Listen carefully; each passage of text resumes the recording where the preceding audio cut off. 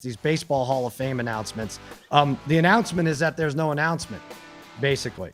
No one received the requisite 75% of the votes. First time since 2013, no one has been elected. Curt Schilling, he's the most noteworthy here. One of Charlotte's favorites, at least at one time. He had 71%. He needs 16 more votes next year in his last year on the ballot. And he's come out and said, and I don't think he's going to get it because of his political views. He came out? Yes, he's out. That seems crazy. He's I would out. not have expected that. He's out. But he said, no, he came out and said, take me off the ballot next year. I'll let the Veterans Committee decide. But the funny thing is now there's talk about, I just put him, Bonds, and Clemens in. And Roger Clemens is the sweetheart of the group now. Like, he really could. He's the Henry Winkler of the bunch. Listen, Curt Schilling is a douchebag, but Ty Cobb apparently was a douchebag too. And who are we lionizing? It's what I always talk about.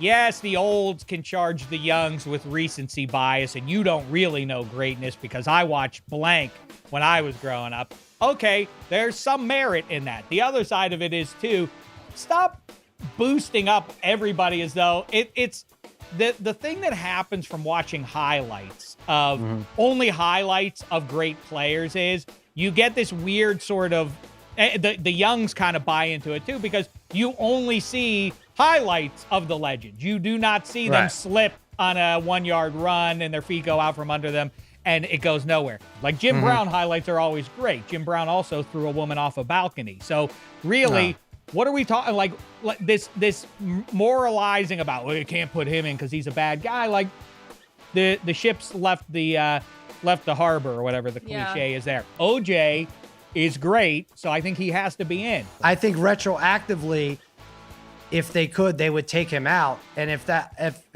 I'm using as my argument, screw you, I'm the most famous football player of all time, whether it's for good or bad reasons.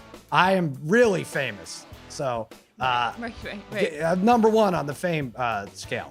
He's infamous. Let's leave all the halls of fame up on Mount Pius with their voters who exact revenge on T.O. because he wasn't nice to me in a locker room, so I'm going to make him wait. What? Why? That's a part of the calculation? Let's leave all of it, all that conversation up in the 20th century, up on Mount Pius, and we human beings here in the 21st century can start anew.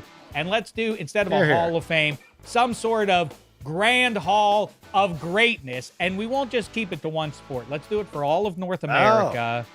And let's put them all in, and let's start from scratch. Let's do like our first 20. I'm with it. Now, does this reside on Mount Pius, or are we going somewhere else? Because this is a big building. I don't know how large the mountain is. I'm looking at your backdrop here. Are we putting tennis people in? Because I don't know. Sure. I mean, does anybody care? Jeff Gordon's got to go. I don't want Jeff Gordon in my. What do I know from Jeff Gordon? All right, Dave, you're making the rules. Put whoever you want in, man.